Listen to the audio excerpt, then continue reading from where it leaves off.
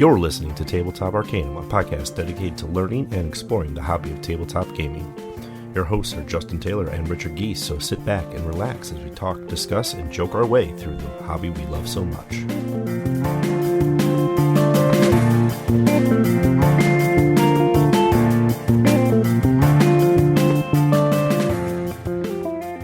Professor Evil built a time machine to steal some of history's most famous treasures, and it's your job to rescue them. He's locked them away in his spooky castle and devised a series of sinister traps to keep them safe. Team up with your fellow adventurers to sneak into the mansion and recover the treasures. Plan carefully and use your unique skills to unlock doors, deactivate the traps, distract the professor, and stay out of his way. You'll have to work together if you want to beat him. Can you grab the Mona Lisa, the Rosetta Stone, and Excalibur before the time runs out? Or will these priceless artifacts be lost forever? The race is on. So welcome to Tabletop Arcanum. This is Justin. And Mindy. And we are now back on episode 2 within quarantine. Technically episode 49, but second without Ricky because he's locked at home and we're locked in our homes. Because we have a stay-at-home in place. Yeah. So, thank you for joining once again. I guess it wasn't too bad the first time. I'm here. I mean, you can't really get rid of me, but I'm here. The good news is you picked this week's review, so we're going to talk about Professor Evil and the Citadel of Time by Funforge. This is a 2 to 4 player game, cooperative, plays in about 30 to 45 minutes according to the box. That's pretty good with 2 players. With 4 players, it's pushing closer probably to the hour. Yes, yeah. And depending upon how your players are, if they're fast turns or slow turns. Right. But, yeah, what I've noticed is usually with full player counts on this one, it gets a little bit longer because there's a little more moving pieces, more decision points between 2 players to 4 players. So yeah. So before we dive into the review of Citadel of Time, besides Citadel of Time, Mindy, what else have you been playing? Santa Monica. That's basically what I've been playing in Citadel of Time.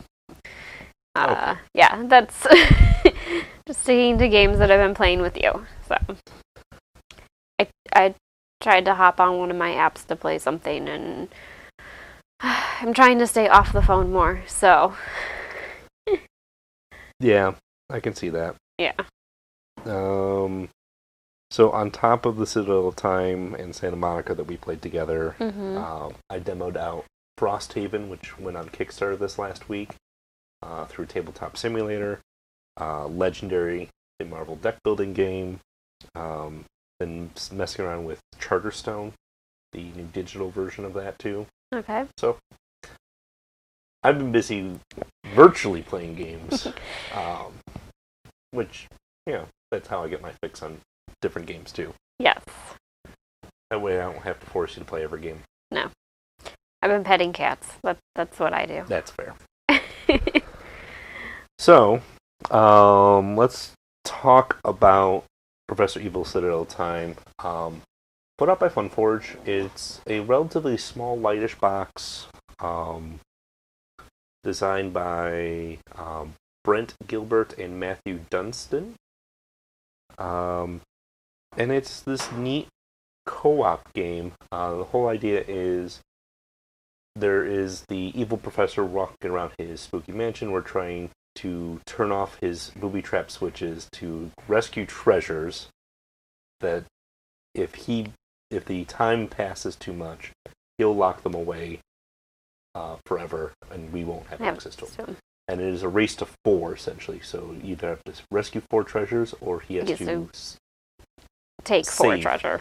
He locks away 4 treasures. Yes.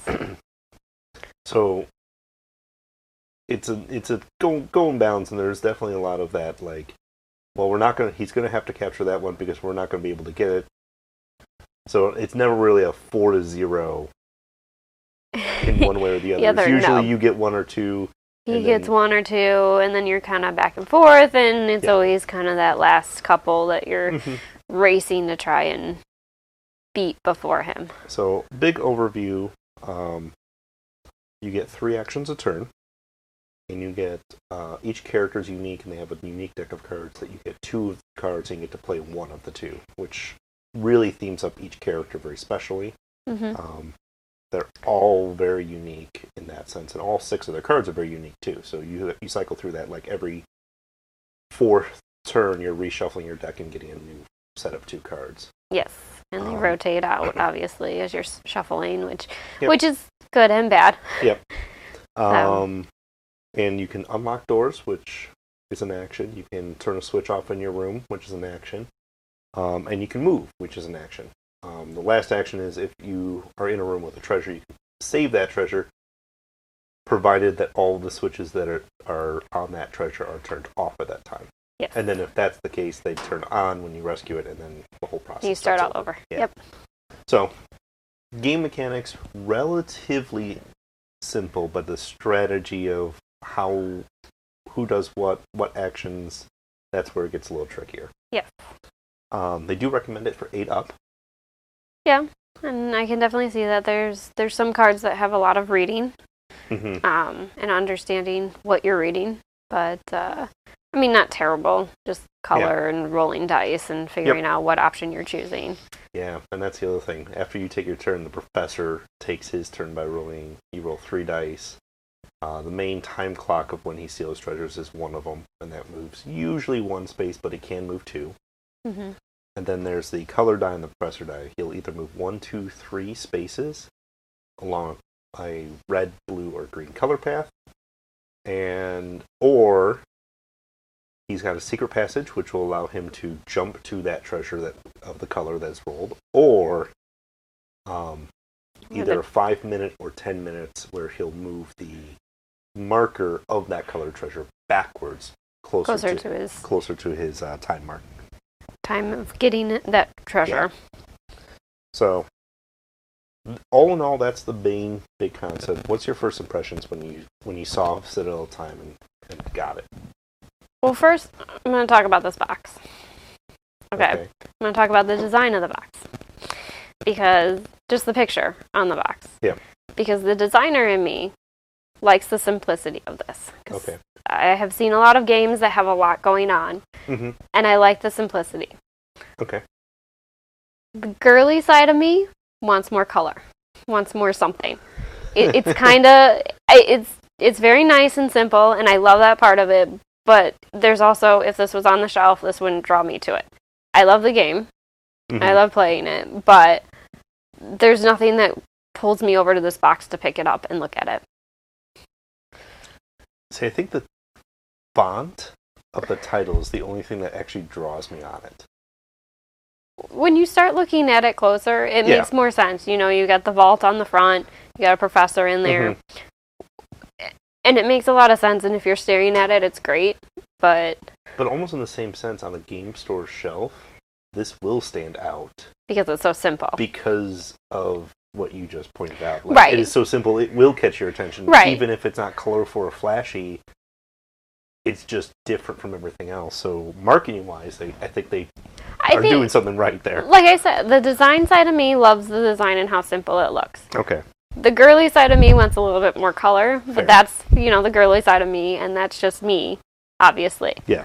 So, but yes, overall, I love the box. I love the simplicity of it, especially compared to plenty of other boxes that I've seen. Mm-hmm. So, and honestly, I wouldn't be surprised if I had been the one to grab this off the shelf. Mm. So, yep. I mean, you know more about games. I kind of just draw the ones that I think look cute, and then you tell me about them. It's true. Yes. So the So, only other thing I will say about the box itself is for storage and packing. We'll talk about the insert in a second, but I'm actually the outer box is thin. mhm. It's about half the size of most boxes. Most game boxes, yeah. And for someone who collects games, I like the idea that it is compact. Yes. So there's not much wasted space going on in this box, where most other game boxes, you can rip out the components and it'll fill about maybe a third Of the box. of the empty box space. Mm-hmm. So Right. So going into other first impressions, when I actually got this game, I was super impressed with the insert, the actual inside of the box. Mm-hmm. Everything has its home, everything has its place, and it was nice and like, this is easy to clean up, and everything's ready to go. Yeah. Your character cards are nice. Pretty big size. Yeah, the tarot size cards. Mm-hmm. So they're big, oversized, very easy to handle. You're only shuffling 6 of them, so you're not even like shuffling like a huge stack of cards or anything monstrous. And then your player card, and with your special abilities, which don't start active, is like this cardboard thing that you can flip and flip and flip and flip as you turn it on and off. And then all of the other like chits and things, you got wooden pieces for the doors, wooden markers for the treasure, which treasure is which color, and where they are on the main clock. The cardboard standees, the cardboard treasures, and the cardboard switches are all pretty heavy, thick cardboard. Yeah. Like, we've played this game a bunch. We've had it for a while. Other than the player cards, nothing's really showing any wear or tear. Right. And those aren't even too bad. Yeah. And honestly, for a game, there's not a lot of pieces to it, which is nice. No. Because I don't want to spend a lot of time setting up, a lot of time taking apart and putting away. So it's actually really nice to be, everything has a slot, which is nice. Yep. It makes it easy. Obviously, we are very big on using bags within our games, which also helps for some of those little pieces. But there is a spot for everything, which is nice. And then the board fits on top of it. And if memory serves, most of the bags are what came with it. Yeah, I don't think I added any actual baggies to it, because it was like, here's the wooden pieces in a bag. I may have rechanged what goes where, what was in what bag, but that was it. Yeah. So first impressions, like it's nice. It's not intimidating looking, right? And that, I think that's what you were getting at, was that there's no right, and that's a big thing for me, because I'm not big into those long board games, and I have to spend 5 hours for a board game, and it takes an hour to put together, and that's just, I'm not into that. I I could sit that long, but I don't want to. I know. So, yeah. But that's why I have my Twilight Imperium days without you. Yes. Yeah. And that's why we play games like this, like Citadel of Time. I'm sorry, Professor Evil and the Citadel of Time. I will say, I always call it Citadel of Time because the Professor Evil tag is like this nice, or this little moniker of, like, Professor Evil fits halfway across Citadel. Right. Like, it's I know it's part of the title. But Citadel of Time is what you see. Right, and there's a lot of things like that. It's just easier to call it something else than it is. So we call it Citadel of Time. Yep. So, so we've gone over first impressions. What are the things that this game does well compared to other games or whatever? So what's the things that it wins at?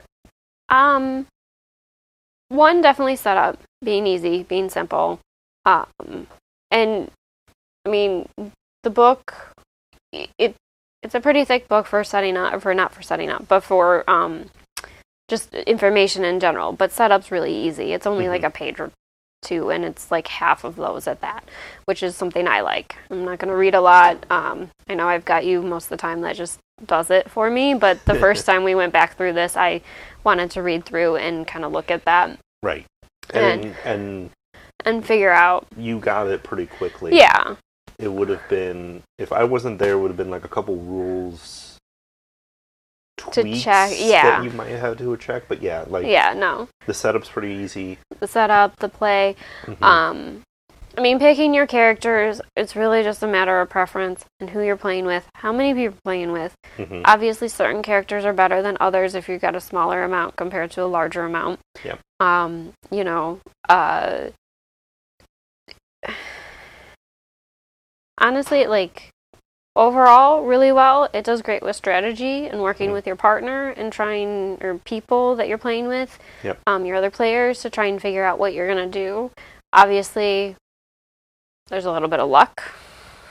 Right, and that's more on the professor side of things. Mm-hmm. So, like most co-op games, everything can be planned perfectly, and then the professor dice roll, and then everything gets screwed up. Right. So, yeah, it's you have to have that element in a co-op. Right. You have to be able to and the trick to winning is really to be able to mitigate that chance or plan around.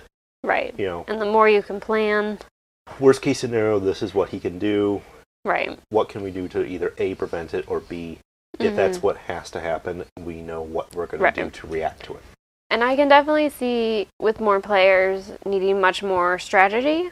Yes. As the professor, as you guys are trying to do more, if you've got 4 players, he acts 3 times between your turns if you're at full table. Right. So you can't necessarily plan out as far as advanced as you might want to, compared to the 2 of us playing. So, so that's kind of one of those things.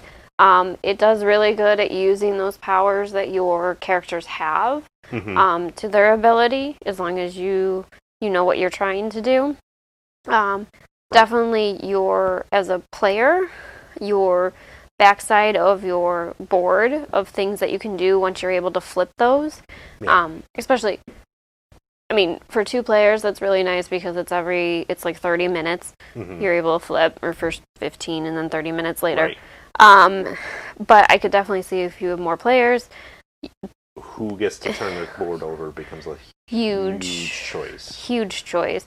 Especially because things like, you've got your standard, if you can flip your board, that you've got your standard every time I have my turn, I could do something. Right. Either before or after, whatever. A standard every time always active power while that side's face up, but then they have a super powerful, in addition to your turn, flip this down, do this thing. Right. When it turns off your everything. But your superpower is a superpower. It gets you things that you might really want. And some are better than others, I will say that. Yeah. Playing as one character to take all the move actions that I could possibly need is great, especially if the castle is unlocked. You can move all around and just do 3 actions that you would need. However, one of the other characters moving a timepiece to be able to do something gets a little sketchy. Yeah, I can see that. So, I like the puzzle that this game offers people because, as you were even saying, Mindy, this is a lighter, more casual game, something that you can approach and actually... I wouldn't call this a lightweight game. It's definitely on the lighter side of the spectrum, but I wouldn't really call it like a gateway light game, like, hey, let's learn how to play this and learn modern board gaming. Right. But from someone like myself who's a little bit heavier on the strategy games and the more thinking and more brain-burning games, there's enough in here that I'm entertained. But not too much where you're intimidated. Right. And I think it strikes a really good balance that way. The one thing that I always enjoy about this game is always thinking of the professor moves around his castle, because if he moves into the room with you, you have to escape and you leave the castle and you have to re-enter it. So he doesn't know anyone's here. So the entire time I feel like he's going around thinking he's insane, because the way they describe his actions is if he moves through an unlocked door, he locks it. But they call it is doors. Quote, I'm pretty sure that door was closed. Yep. Switches. You can never rely on these machines. They automatically turn off for you. And he'll turn them back on. And then if he runs into a character, it's, is anybody there? And I feel like he's this bumbling, mad scientist. He is. Who's slightly losing his marbles. Wander around his sure. mansion. I'm sure he's wandering around just scratching his head going, didn't I turn this off already or turn this on already? Right. Why is this off again? Right. Yeah. The other thing I really enjoy, the art and the aesthetics of the game. And Ricky usually talks about the art, but the board itself, all the rooms are kind of color-coded. Almost like a clue board. I was going to say, it's like a clue board. It actually really is. It's color-coded. I mean, obviously you don't have any, so many spots or whatever, but you have a room that's your spot, essentially. But yeah, they're all color-coded. It's got the nice outline for where pieces are going, such as your doors that you're placing and your tiles for your treasures and the your switches. Everything has a home. Home, yeah. Which is nice. And then it's got the nice clock in the center that keeps track of everything for you, which honestly is kind of an old-fashioned looking kind of clock with the Edison bulbs and, the old... well, if you look at all the character art, it's almost a very steampunk aesthetic. Yeah. Edison, gears, switches, it is very much a steampunk themed game. And I like it for that, because there's not many games that actually hit that niche.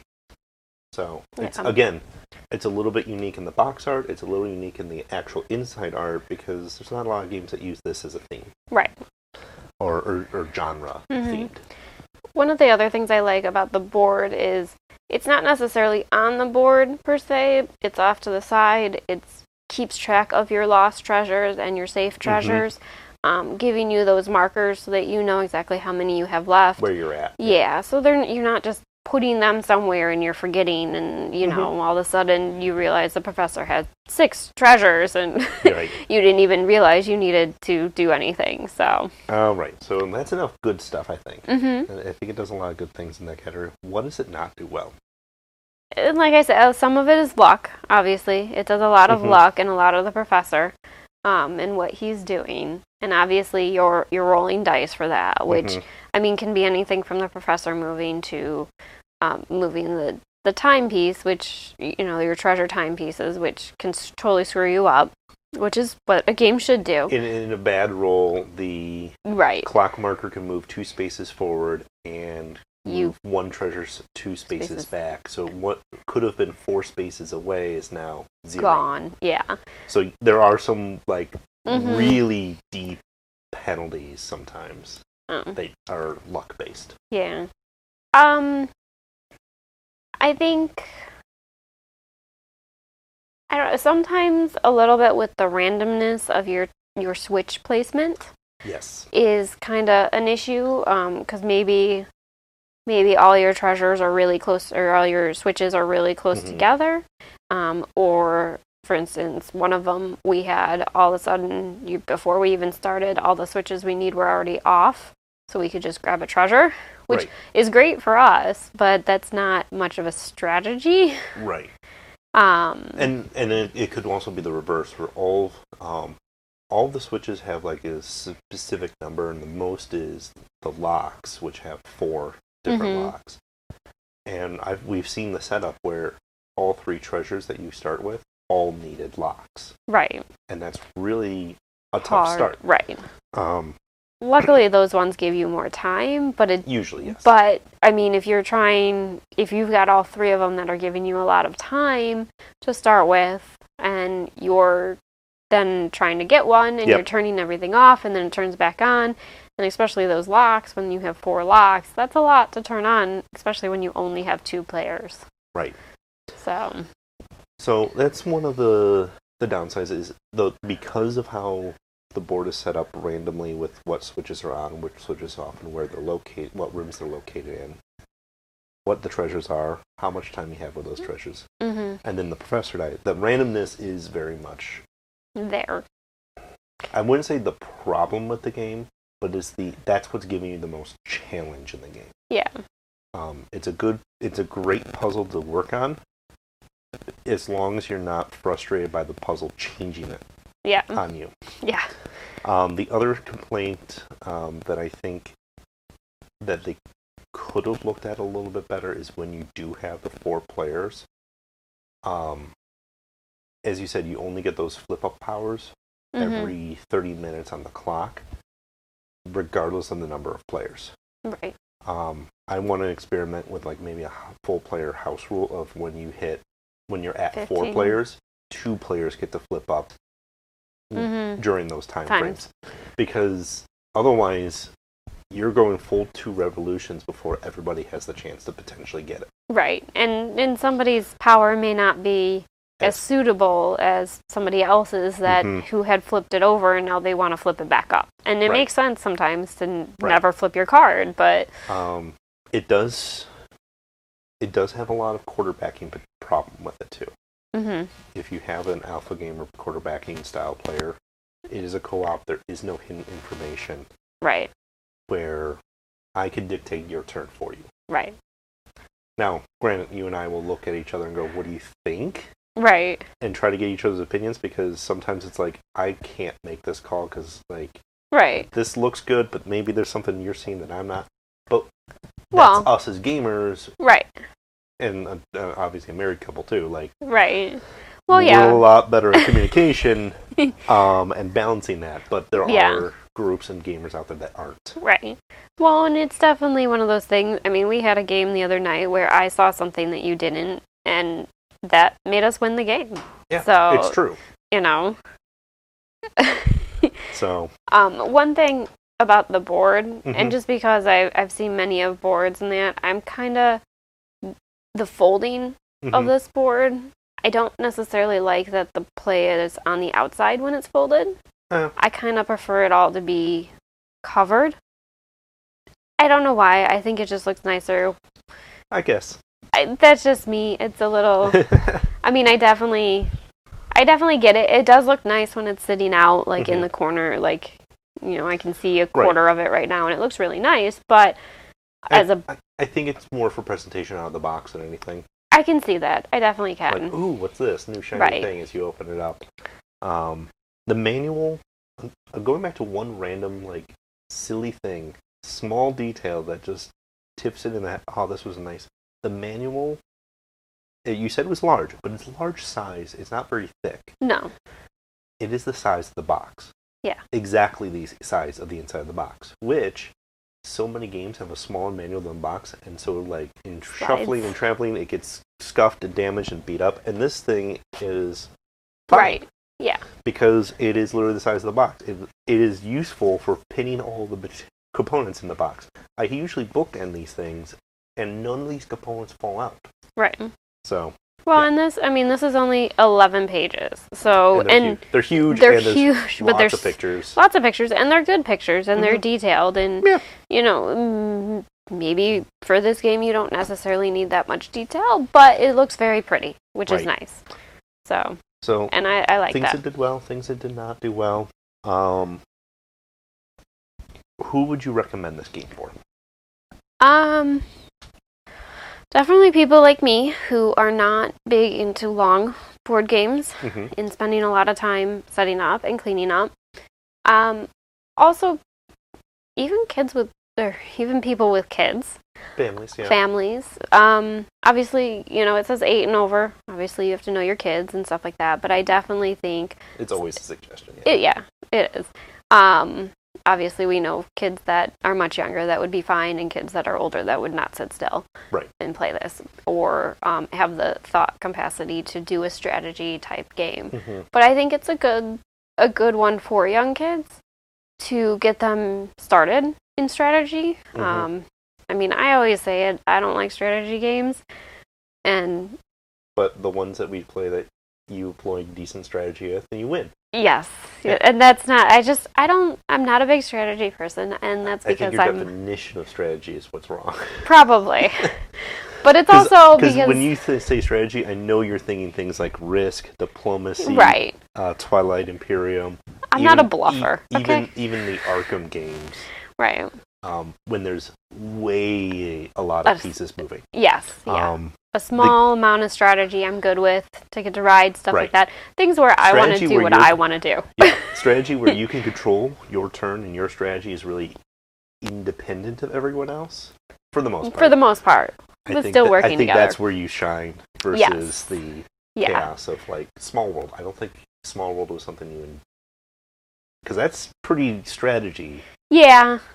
Because there's a lot of other things that can happen. Yeah. So, I like some control because I like to plan, but mm-hmm. I'm not opposed to changing it, you know, if something happens. And I think that's a good thing, especially for younger people to learn, you know. And games can be tough and not easy to win. Yeah. And I think with kids, it's always easier when you're playing with your family or with somebody else. So it's not just you losing. It's, everybody's losing. Yeah. So you either don't feel great, but everybody doesn't feel great, or everybody's winning, which is great. So, would not recommend? Definitely small kids. Anybody who doesn't like that ability of being in control and planning everything out. Yeah, if you can't deal with all of your plans going up in smoke because of one die roll, right? This is not a game for you, because that happens all the time. Game, yes, at least once. Oh yeah, and multiple times most times. Usually, yeah. Yeah. So if you don't like luck after everyone's turn to like shake to see what happens, no. Yeah, definitely. Yeah. Anybody who doesn't like that, doesn't like strategy, or would prefer to play, a game where they're only dealing with themselves. They don't have to worry about other people. You don't want to work as a team. So that's kind of... Okay. All right. So Citadel of Time has an expansion called the Architects of Magic. We haven't talked about it yet. We're talking about the core game. So Architects of Magic is a very small box expansion. It adds 2 new characters to play as. So normally the game plays up to 4 players with 5 different characters in the core box. This brings it to 7 total characters. The other thing that it does, well, technically 2 other things. So 2 new characters adds 6 new treasures, but they're called Professor's Possessions. So they'll only count as a half treasure in your up to race to 4, but they're easier to grab, but they also have a shorter time span. But when you do grab them, they usually have some sort of perk or benefit that you get, possibly like not rolling the professor's dice that turn. Right. But if the professor captures it, his time marker move, it gets accelerated 1 or 2 extra spaces. Right. So they're little treasures that adds a little bit more dynamic of something that's going to be taking a long time to get, or something that's a little bit easy, but also fast that he's going to grab. And the last feature that it adds is time portals.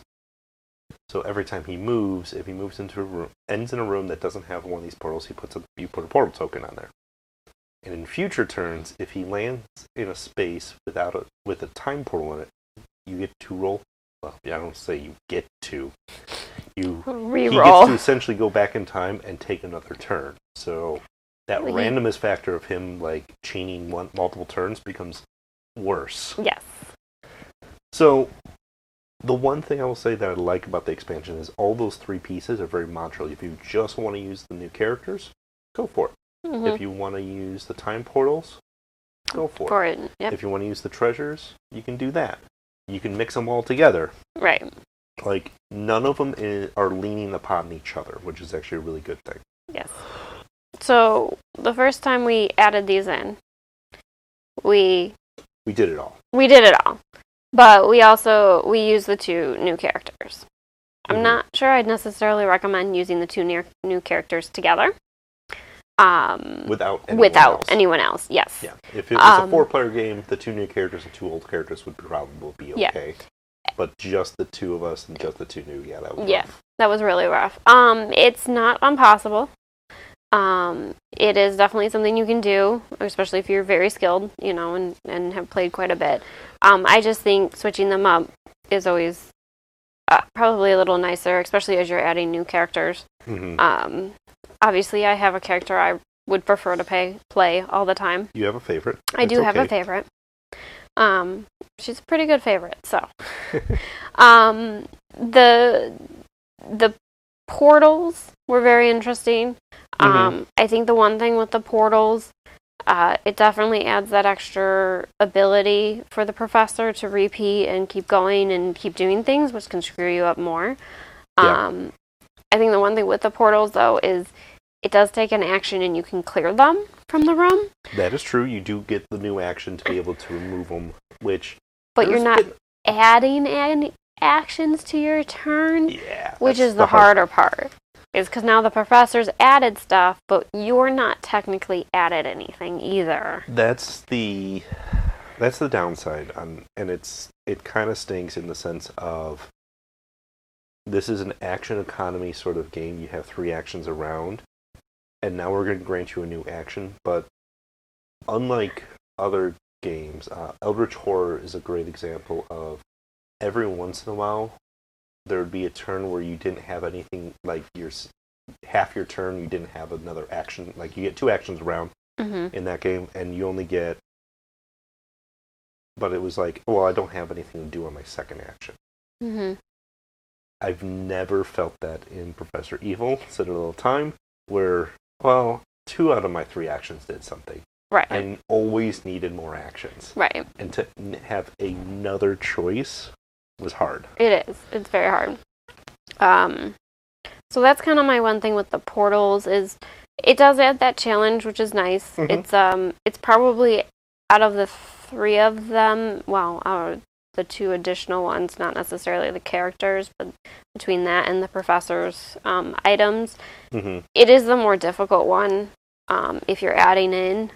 Yep. Just because it does give that, I've had a turn, but now the professor's moving 3 different times because he's landed in having triple turn. Right, landed before in I rooms can with do anything. Yeah. Yeah. So not only are your best laid plans messed up because he went into one room and turned a switch on that you didn't want, but now he's entered 3 other rooms and he's turned those on as well. Right. And so all that work that you maybe did under 3 different times or 2 different turns is now lost on one roll that got him around the castle pretty quickly.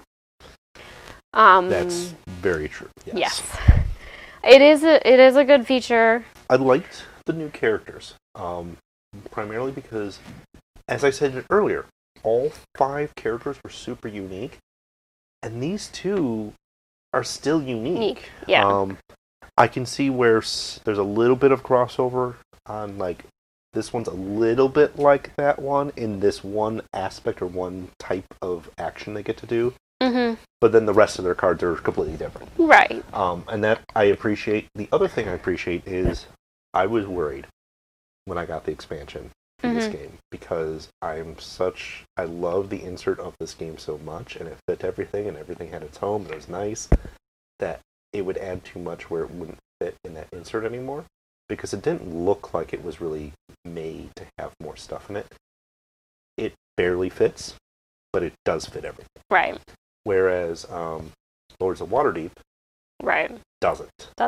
And it has a beautiful insert for the core game, but that expansion is really good to not have, and then all of a sudden you have nowhere to store it. You got to store in one 2 boxes. Yeah.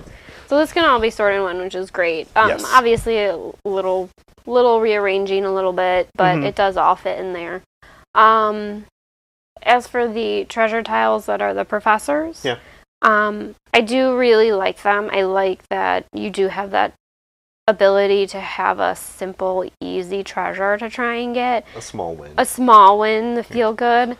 One of them maybe only takes 2 switches to turn on, and then you can go get it. And, like our one turn, like we started and that just happened to work out perfectly. Yeah. Which is nice, and it feels great to start off that way. The one thing with those is they only count as a half a point, so you need 2 of them for a full point. Or if you only end up with 1, and maybe only 1 comes out the whole time, you're still getting 4 treasures, but now it's 5 technically, because now you have 4.5. So that's kind of the big thing with that one, is I like them. It's also a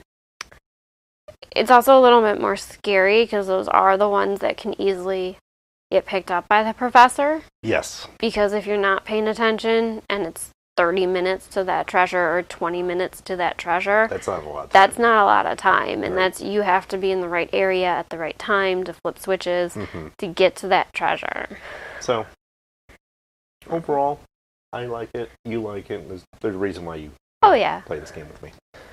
So, it's got a lot of good things going for it. It's got a lot of luck going against it. If you're okay with it, great. If you're not, just know there's a lot of luck involved. And the expansion adds a lot, which is great. But doesn't change the feeling too much. Yeah. And the other thing the expansion does is I appreciate the modular aspect of it where I don't feel like I need to add everything in there every game. Right. And you've gotten, you got 3 expansions. They're easy to tell apart. Yeah. They're easy to be like, okay, we're not going to play with this one this time. You know, it's a simple, I don't have to go through the box of everything and try and pull out what was the expansion. Right. And there's so many other games out there that add, like, here's, like, your deck of 10 cards is now 20 cards. Now you have to sort through it because it's always shuffled. Right. No, none of that. Yeah, no. Makes it easy. Mm-hmm. So, I think that does enough for Citadel of Time. Yes. Next episode is our milestone 50th episode. Woohoo! Yeah, shocking. We are still under the stay-at-home order in our state, so most likely it'll be us again. Yes. And what we will do is a review of Santa Monica. Yes. The brand new game by AEG. So, I believe they just started putting orders up for it. Okay. With some reviews out there already. But we're going to get ours out there too so that you can get our opinion of Santa Monica. Yes. And then we've been toting it as kind of an AMA episode. I haven't actually received anything quite yet. But if you do have any questions for either myself or Mindy or Ricky, write in at Tabletop on our Twitter, Tabletop Arcanum at Twitter, Instagram, or Facebook, or tabletop.arcanum@gmail.com for our email. And we'll answer them on that question. It'll just be like a small segment if we get any. Yeah, and we'll get answers from Ricky if you submit questions, and we'll answer for you. Yes, I can answer. Yes, he is still playing Harry Potter. Well, when you're stuck at home and the person you play that with can't go anywhere, that's what you play. That's what you play. So, as always, like, subscribe. Thank you for listening. This has been Justin. And Mindy. Happy gaming. Happy gaming.